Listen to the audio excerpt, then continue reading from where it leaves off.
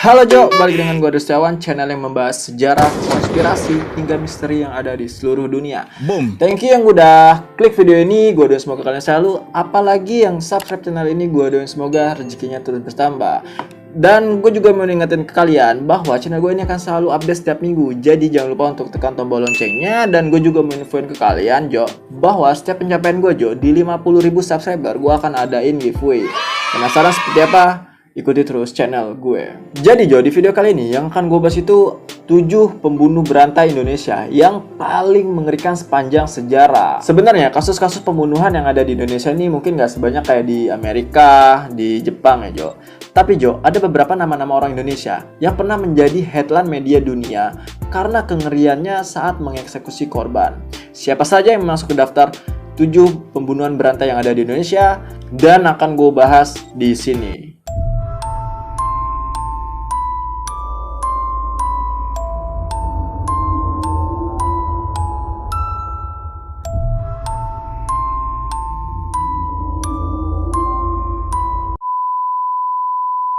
Yang pertama itu adalah Ferry Idham Henyansyah. Nah, ada yang kenal dengan Ferry Idham Henyansyah. Ferry Idham ini dikenal dengan nama Rian Jombang. Nah, atau banyak orang menyebutnya itu dengan Rian Jagal Jo. Pria 44 tahun ini telah mengakui membunuh 11 orang di 2 tempat berbeda. Pertama dilakukan di Jombang, kedua dilakukan di Jakarta. Kebanyakan dari korban-korbannya Rian Jombang ini adalah orang-orang yang telah menyakiti hatinya Jo. Rian akan dengan sangat tega ya memukul korbannya hingga mati, bahkan memutilasi dan membakarnya. Sebagian besar korban ditemukan di lubang galian di belakang rumah Rian Jombang. Ternyata Jo, si Rian Jombang ini adalah penyuka sesama jenis. Beberapa korban yang dibunuh ternyata itu juga merupakan pria yang orientasi seksualnya itu sama dengan si Rian Jombang. Atas saksinya ini Jo, Rian diberi hukuman mati oleh pengadilan. Ia pernah melakukan beberapa kali banding Jo, tapi semuanya itu ditolak oleh pengadilan. Dan pengadilan menyatakan bahwa Rian pantas mendapatkan hukuman mati karena aksi kejamnya yang merenggut banyak nyawa orang. Yang kedua itu adalah Ahmad Suraji, atau biasa dikenal dengan Dukun As. Jadi dia itu adalah pembunuh berantai yang memiliki korban mencapai 42 orang. Lumayan banyak ya ternyata. Dan semua korban dari Ahmad Suraji ini Jo adalah wanita muda. Ia membunuh para wanita ini untuk menyempurnakan ilmu hitamnya. Nah, ia percaya jika membunuh 70 orang wanita dan menghisap air liur mayatnya, tubuhnya akan sakti. Ternyata Jo, ajaran ini didapatkan oleh Ahmad Suraji ini dari ayahnya. Nah, ketika ia baru berusia 12 tahun. Namun Jo, ia baru mendalaminya tuh kurang lebih saat berusia 20 tahun. Suraji membunuh para gadis muda itu tahun 1986 hingga 1997. Nah, polisi menemukan tubuh korban yang terkubur di balik kebun tebu. Setelah itu Suraji ditangkap dan dijebloskan ke penjara. Ia dijatuhi hukuman mati Jo pada tahun 2008 silam. Satuan polisi bersenjata menembakkan peluru hingga menembus tubuhnya. Ahmad Suraji masuk ke dalam daftar pembunuh berantai dunia dengan sebutan Sorcerer Serial Killer. Yang ketiga adalah Babeh Baikuni. Nah, ada yang kenal dengan Babeh Baikuni? Baikuni ini adalah seorang pria yang sering dipanggil Babeh oleh anak-anak jalanan. Nah, pria berumur 54 tahun ini ditangkap pada tahun 2010 atas tuduhan pembunuhan berantai dan juga kekerasan seksual pada anak laki-laki di bawah umur. Wah, ternyata dia ini pedofil Jo. Kejadian ini terkuak setelah salah satu orang tua korban melaporkan kehilangan anaknya. Nah, sehari kemudian anak hilang itu ditemukan telah tewas dan tubuhnya terpotong menjadi beberapa bagian. Saat diperiksa Jo, Baikuni ini mengaku telah membunuh 14 korban anak laki-laki yang masih di bawah umur. Nah, ia gemar sekali melakukan pelecehan pada anak-anak hingga menyetubuhi mayatnya. Aduh. Ternyata Jo, Baikuni ini mengalami trauma masa kecil hingga melampiaskan rasa sakitnya dengan membunuh anak-anak jalanan yang tak berdosa ini. Tapi menurut gue sih itu bukan alasan yang tepat sih. Atas perilaku mengerikannya Jo, Baikuni ini akhirnya dijatuhi hukuman mati oleh Pengadilan Negeri Jakarta Timur. Yang keempat adalah Tubagus Yusuf Maulana, atau dikenal dengan Dukun Usep.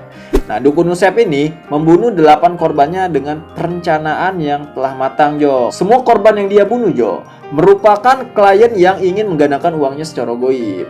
Dukun Usep akhirnya menyuruh korban-korban ini melakukan ritual yang salah satunya meminum sebuah cairan hitam yang ternyata racun.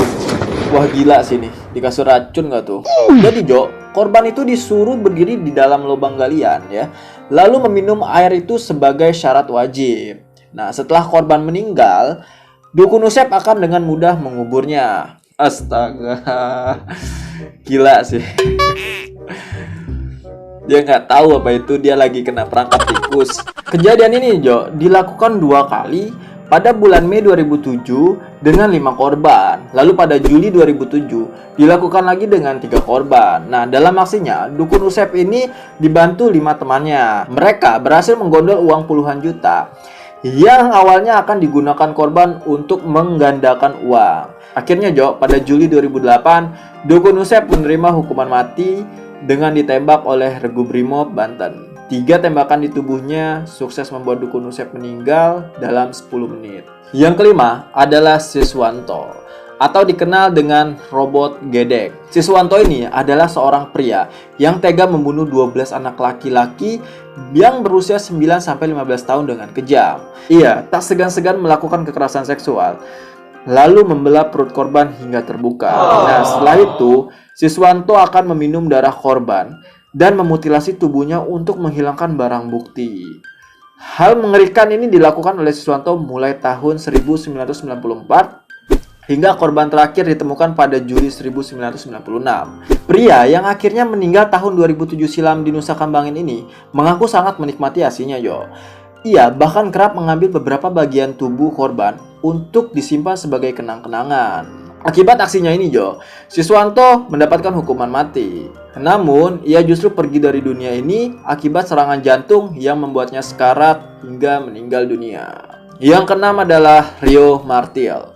Nah, Rio Martil ini sebenarnya memiliki nama asli Antonius Rio Alec Bulo. Ia melakukan pembunuhan berantai terhadap 4 orang yang diketahui memiliki rental mobil.